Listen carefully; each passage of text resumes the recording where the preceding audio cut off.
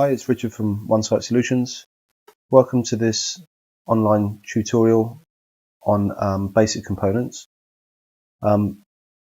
Before we get into basic components, I just wanted to quickly show you the station now that we have created a station and opened it. So on our nav sidebar here we have the alarm, which if I double click on that will take me to it's just a shortcut to the alarm database. Nothing more than that. This is new with N4, only came out on N4. Config, which is really where we're going to do most of our work, create drivers, where we're interfacing BACnet, Modbus, whatever here, services, apps, which was for the old mobile apps, and files, which is a holding area really of all the files we're going to be using, whether it's files I've put there or we've put there. Could be sound files, image files, PNGs, etc. Or it could be files that the station has created and put there as well. And then you have hierarchy and history. These are both viewing areas predominantly, where we want to look at our histories. By default, under histories, you would have the audit history and the log history. Anyway, and also the hierarchy is a dynamic navigation area but they have to be set up first, and we'll be talking about that in another video. So these two areas really are just viewing areas. Also on the history, there are different views if you right click on it for your database maintenance, etc. So anyway, I'm just going to create a new folder underneath my config. So I've just right clicked on the config folder. I've gone to new, and then there's an option there for a new folder. So I'm going to select that. Okay, it's my playground area. If I double click on that, it will take me to the top view of that folder, that type of component. If I look at my top right, this is my different views I can have of that component. So by default, it's gone to my wiresheet view, which is at the top of the list. Okay, and then you've also got AX property sheets, property sheet. This is an HTML5 page. This is anything with the AX in front of it is a Java view of that object. Okay, so this is my wiresheet. So if I want to add a point to my wiresheet, I can just, there are a few things you can do from the right click menu by default. So if I say new, and then I can add one of these objects, so boolean writable, numeric writable, enum writable, and a string writable. They're there by default. So I'm just going to add a boolean writable. So I can give this a new name.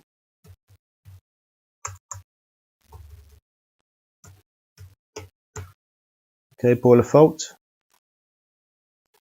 So if we go ahead and look at this component, you can see there's 3 slots that have been exposed on it by default. That's how it comes out of the palette or from my right click menu. So but what I can do is right click on this component and go to pin slots, and I could pin down all the slots here, and obviously that's going to make it a much taller object. But just for this example, I'll just pin those down so you can see all the different in and out slots there. There's only one out slot. And what it is, it's a table. So if I double click on this component, you can see this is now looking at the AX property sheet. You could change that to the property sheet, which is an HTML5 view of it. So it's the same thing really. Just in the HTML5 format. I'm just going to change that back to the AX one because it's a bit smaller and easier to see what I'm doing. So the first thing at the top, we have facets. So I can change my facets. So at the moment, we've got true and false. So if I click on these 2 arrows here, I can go ahead and change my facets there.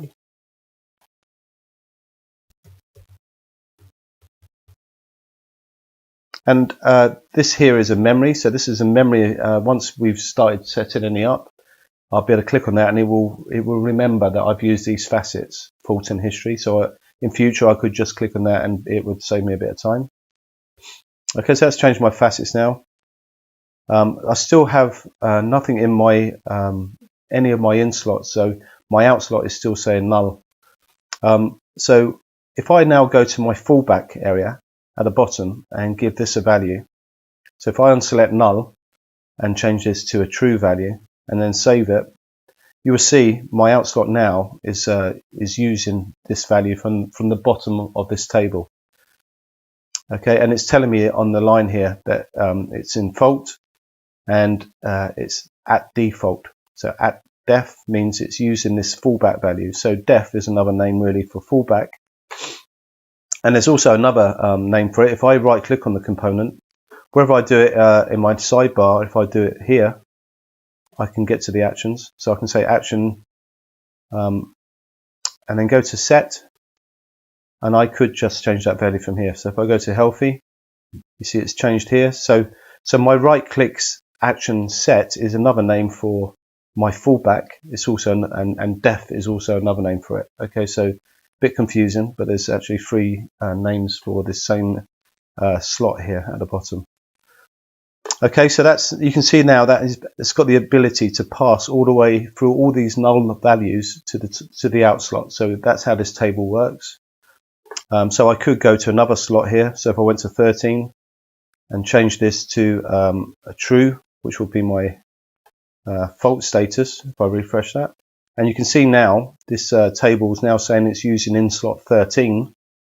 If I look at in slot 13, I've got a fault value there. And it's overriding this value because it's higher in the table and it's able to pass through all these null values. So if I just release that again, put it back to null.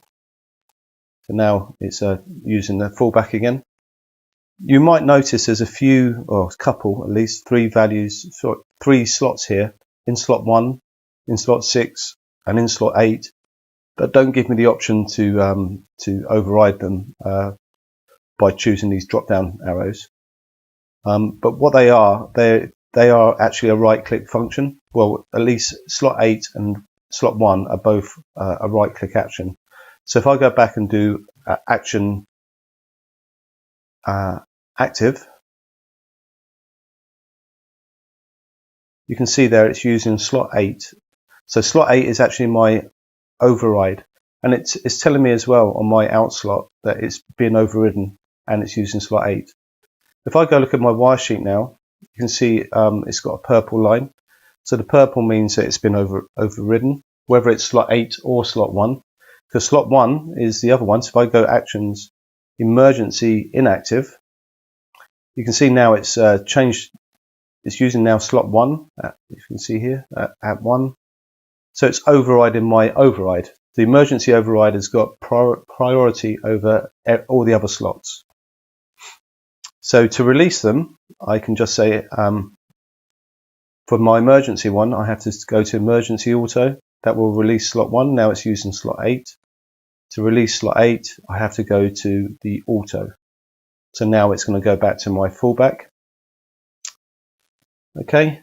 There's one other slot there, which is slot 6, which is using these values at the bottom, this min active time and min inactive time. So if I put a value in here, say 15 seconds, and if I now change my fallback value to true, sorry, I clicked on the wrong thing. So I'll make it active now. So you can see there, it's gone to fault on my override because I overrode it. And slot 6 is going to be on for at least 15 seconds. So if I quickly go back to make it inactive. Oh, it wasn't quick enough, but what happened there, that stayed active for 15 seconds.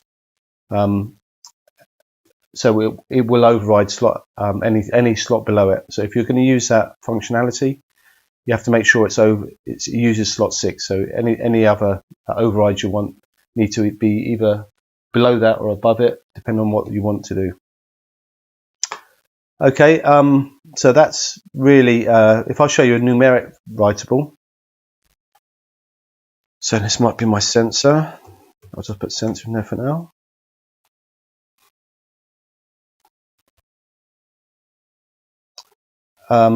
If I double click on it, you can see it's very similar. The only difference really is it doesn't have at the bottom those inactive and active times. So slot 6 is available to be able to link into. or change from here. But apart from that, it's very similar. The facets obviously will be different. And now when we left click on this double arrow, we get this config facets box up, which is looking for a unit. If I click on these three dots, I can now choose what kind of units I want to use on this object. So temperature, and then I can choose Celsius on there. And this is my precision. This is how many decimal points there'll be. And if I wanted to use this as a set point or something, I could clamp my min and maximum values as well. I'll just say OK there. So you can see now it's using degrees C. But I haven't got any values in there. So my right click on the component, I can go to actions and go to my set and give this a value now. So it's using 21 degrees C. And so my in slot 8, when I do the override this time, I've actually got a right click option called override. I can just give this another value there. So the same thing happens. I still get the purple line when it's overridden. I can right click on it and clear that by going to auto. Okay, so I can now so that's really the only difference between a numeric value and a Boolean value. Let's just put that back to auto as well. If I duplicate my sensor now by right clicking and saying duplicate, it will automatically add a number onto the end of this value, of this name I should say, because you can't have two objects with the same name on the same folder. Okay, you can see in this property sheet of the folder, you can't have two objects called sensor. Okay, so if I wanted to change the name of these two objects, I could select both of them just by left clicking and selecting them both and then unclicking. I can now right click on it and say rename, or I could do a Control R, and now I could change the name of this. So I could look for the word sensor and change it with temperature. Oh, sorry.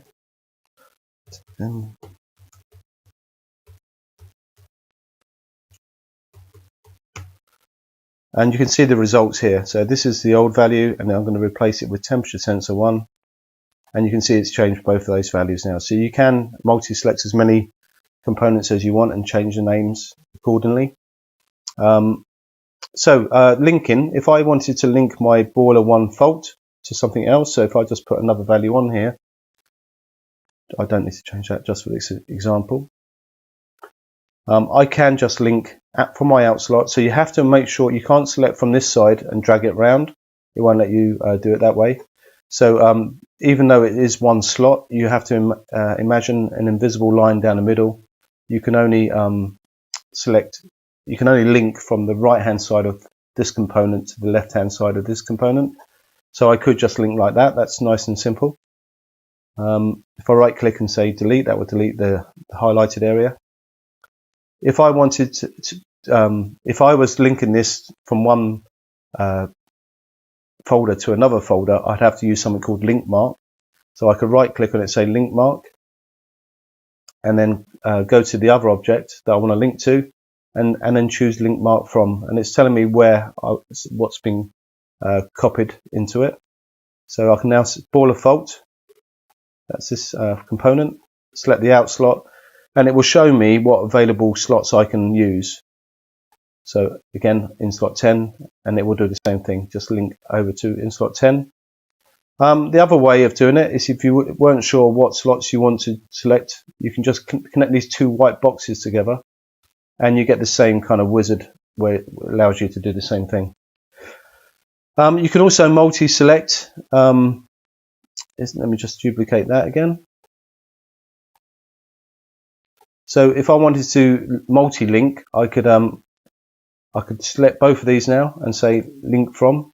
I can still select boiler fault is still in its memory, so I can just say link from boiler fault, and again select what slots to link, and it's selected both of these this time. Okay, so the other thing was paste special. So if I didn't want to use duplicate, if I had, say, 5 of these to do, I could do a copy. So I'll copy this component and use paste special. And now I can say how many more I want to add. So I'd add another 4. If I wanted to keep the links, I could, and relations as well. And you can see now it's linked to all these points as well. And as you can see, it's also renamed them all as well, just by adding a number onto the end. So a nice quick way of duplicating, if you like. Just to show you an object from the palette also. So to open, if we wanted to get to some control components or logic components, etc., you need to open a palette. So to open a palette, you can click on this sidebar, go to the sidebar options, and select palette. Okay, so this is my palette area, and if I click on open palette, or this little folder here, there's quite a lot of options here to choose from. We're going to be looking at one called kit control. So if I type in the filter kit, you can see all my kit palettes here. I'm going to use one called kit control. So some of these are for wire sheets, and some are working on a canvas, which is where we do our graphics. And you can see now I've got an option of different folders here. So I want to add an average module to work out the average of these 2 components here. Let me just change that one to a different value so you can see it is working. Okay, so it's obviously going to be a math object, and I'm looking for average. So to add the average, I just drag it on and release it onto the wire sheet. I don't double click it. If I double click on it, it will take me to the property sheet of that object there. Okay, so now I can link these two to the average, and you can see that's working 23 degrees. If I looked at this average module and I wanted to use the same facets, I can now use my history and go to the last facet that I chose, which is degree C. You can see that's nice and quick now. I don't have to go and select it again. Okay, so that's really it for this this lab. So I hope you've enjoyed it. Subscribe at the bottom if you have, and don't forget to visit us on our website as well. And see you soon.